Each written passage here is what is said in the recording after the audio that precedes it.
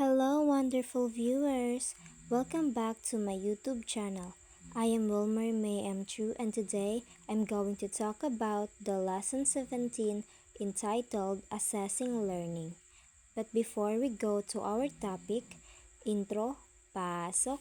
어쩜 이렇게 시간이 안 가는지 정말 버스 안에서 going 이불 속에서 going은 언제나 너에게 going. Prior to the proper discussion, let's have first our objectives. At the end of the lesson, the students shall be able to demonstrate understanding and appreciation of assessments and differentiate formative and summative assessments. What is assessing learning? So, in general, assessing learning is you evaluate or assessing your students what they know or what they can do. For example, in a math class, a teacher might give the students a quiz to see how well their students understand multiplication or division. If a student gets most of the questions right, it shows they've learned multiplication well or division well. If they struggle, it indicates that they might need more practice. DepEd Order number 8 series of 2015 mao ni sila ang nag-provide sang guidelines or rules for assessing students learning within the K to 12 basic education framework, and it helps teachers to make sure that their tests and quizzes are match what students should be learning. So for example is the teachers might use quizzes or tests to assess students' understanding of a lesson in math or any subject. So in this slide, it indicates assessment that it means checking how well students are doing compared to what they should be learning. So dinhi siya nag-include sad siya sa 21st century skills in the new K to 12 education system that assessment is very important because assessment match what students are supposed to be learning. So for example ani if layhan ang maestra to see if ang iyahang students is naasabtan ba kung unsa ang teamwork, so the teacher might give a group project where students have to work together to solve a problem. And in the second paragraph, it indicates there that the assessment process is based nagbase siya sa Vygotsky's ZPD or Zone Proximal of Development framework, which focuses on understanding of each student's abilities, and it also acknowledges that the students are different and many need different ways of testing. So for example ani if ang student is nag-struggle siya sa reading but excels in math, so their assessment might include both written tests o hands-on math activities to accurately gauge their abilities. In this slide naman, in learner-centered assessment, the focus is on helping students become independent in showing what they've learned and can do. So katong ZPD or Zone of Proximal Development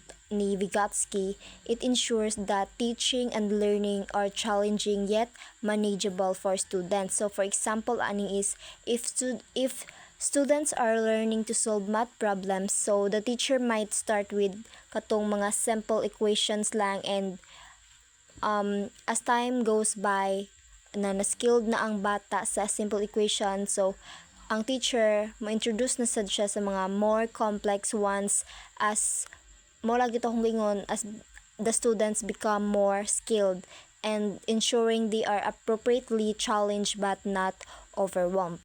In the first paragraph, teaching and testing go hand in hand, and ang assessment daw it happens in various ways beyond written exams. So it's integrated into daily lessons and activities extending to katong mga real life situations. For example, a science teacher might observe students conducting experiments in the classroom to assess their understanding rather than kanang relying solely lang sa written test. So, pwede magkuan ang teacher sa katong experiment.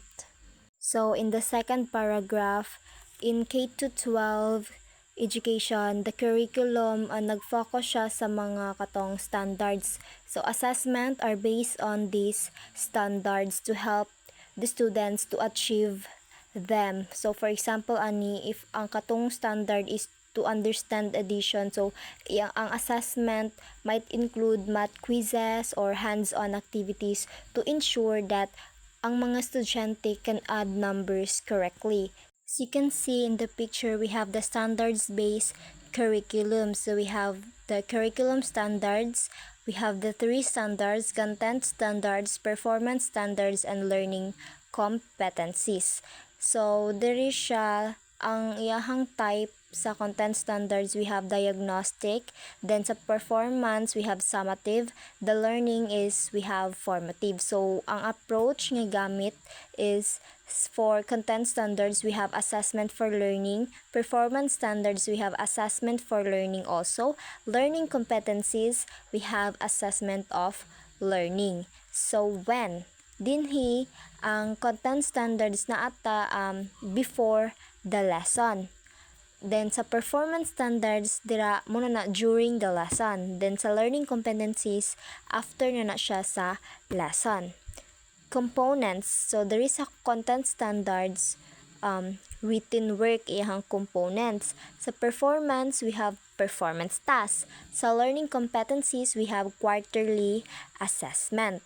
So when we say content standard, it is what you're expected to learn in a subject at your grade level. So for example, in math, a content standard might be that by the end of the year, you should be able to add and subtract fractions. It's like siya goal for what you need to understand and do in your classes. So sa performance standard naman, it is a guideline that shows how well you need to perform to meet a certain level of proficiency in a subject. So for example, sa physical education nga class, a performance standard might be that you need to run a mile in under 10 minutes to achieve a passing grade. So it's like a target or a goal for how well you should be able to do something in your classes. And learning competencies naman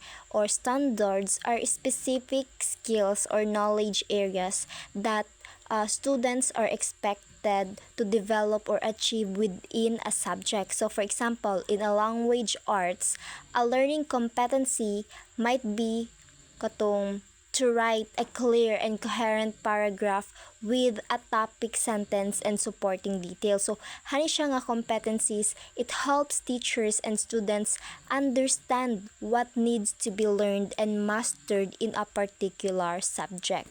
So in this slide, we have principles of assessment. Number 1, assessment should be consistent with the curriculum standards. So, the assessment should check if ang estudyante na ba sila yung nasabtan what they were supposed to learn. For example, if the learning objective is for students to understand addition, so the assessment could be a set of math problems where students need to add numbers together.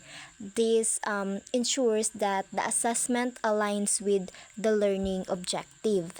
Number 2, we have formative assessment needs to scaffold the students in the summative assessment. So, formative assessment are like practice runs to see how students are doing. So, dili graded ang mga students, but teachers keep track of them to see what students are learning and where they might need help. So for example, a teacher might give a quick quiz on fractions to see if iyahang estudyante nakasabot ba jud, and for them ma-ready sila before sa big test.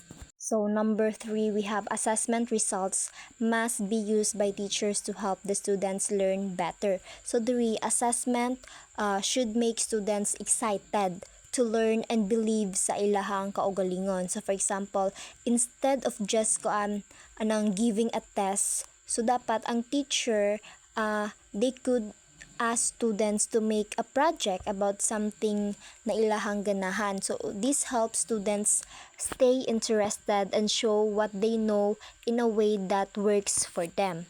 So number 4, we have assessment is not used to threaten or intimidate the learners. So ang assessments are meant to help students learn better, not stress them out. So, for example, instead of ato silang tagaan og high pressure test, pwede nato silang tagaan og kanang group activity where they help each other learn this way. So, ang mga estudyante maka-feel sila nga supported and can focus on learning, not just getting a grade. 3 sa 1, 2, 3, 4 na slides, nag-talk lang ni siya about formative assessment. So, natay duha ka fundamental types of assessment. We have formative and summative assessment. So, diri sa formative. So, formative assessment, it helps teachers see how students are doing and help students see their own progress. So it can happen anytime, anywhere, and it's all about understanding the strengths and weaknesses to get better. So pwede ang maestra, pwede siya mo ask og students to solve a problem on the spot to see where they need help, while ang estudyante pwede siya mag-review their own work to see what they've mastered and what they still need to work on. So kaning formative assessment is naghatag ni siya sa students sang instant feedback sa ilahang learning progress. So it shows them where they're doing well and where they need help. So kaning nga feedback pwede ni siya magikan sa laing-laing tawo. It can come from anyone. So like pwede siya sa teacher or a knowledgeable peer. So kaning formative assessment, nagtabang ni siya sa students to learn to take charge of their own learning. So diri na slide, in a nutshell, for self-regulated learners, ang process nag-start siya with setting learning goals and then checking their own understanding, then feedback and adjustments are given, followed by evaluating progress, then finally feedback is provided again. So for example, let's say ikaw you're studying for a test independently. So first, you have to set a goal for what you want to learn. So then next is you check what you already know about the topic. Then as you study, you get the feedback from practice quizzes or notes. So if you realize you're struggling with a concept, so mo adjust ka your studying method. Imong gamiton imong studying method. Then after studying, you take a practice test to see how much you've learned. So based on your performance, you might go back and review certain areas.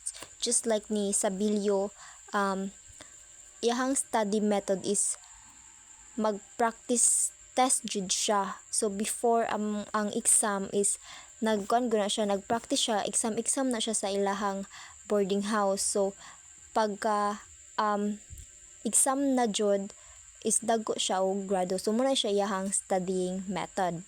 Kanina slide is part ra siya sa lessons ug unsa iyahang purpose. So mo direkta sa summative assessment. So summative assessment, it checks if students have reached the set standards in the curriculum. So it uses specific methods designed to measure how well students understand and use what they've learned. So kaning nga result sa summative assessment are recorded.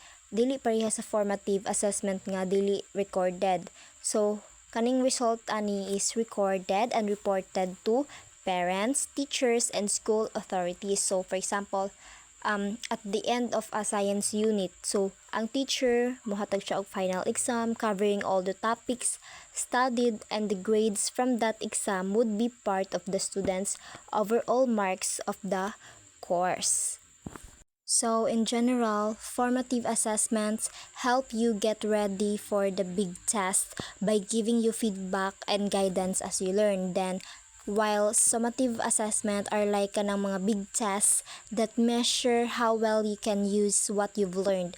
So, for example, when you learn about fractions, your teacher might give you practice problems and feedback along the way. Then, when you take the katong big test na on fractions, you'll show what you've learned by solving problems. Your grade on sa big test along with other work you've done helps determine your final grade in the class. That's it for today's lesson. I hope you learned something today and see you next time.